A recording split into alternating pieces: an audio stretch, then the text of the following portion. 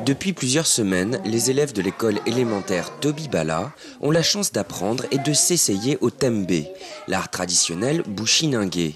Pour animer l'atelier de transmission, l'artiste Carlos Adaoudé, dit Kaliman, s'est rendu plusieurs fois à l'école pour transmettre son savoir. Qu'est-ce que c'est ce que tu es en train de faire? Oui. Et tu utilises quoi pour faire le tembe? Quelle couleur tu utilises? Ce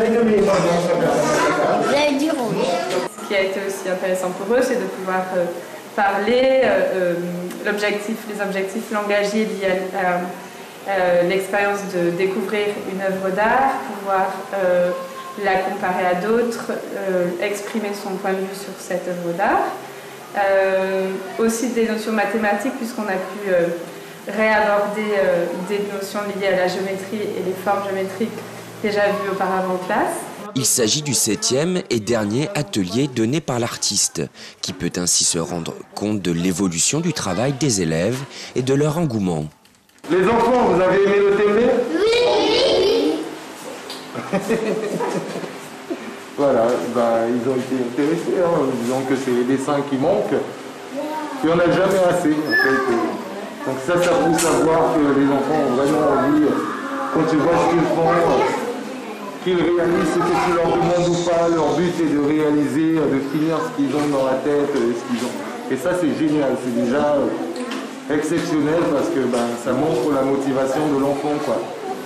Ces ateliers de transmission s'inscrivent dans le cadre du projet Mapa Culture, une convention signée par les communes de Maripasoula et de Papaïcheton avec le parc amazonien guyanais afin de préserver le patrimoine culturel et immatériel de la région. La difficulté consiste d'abord à trouver des personnes qui savent transmettre, parce que la connaissance, il y en a,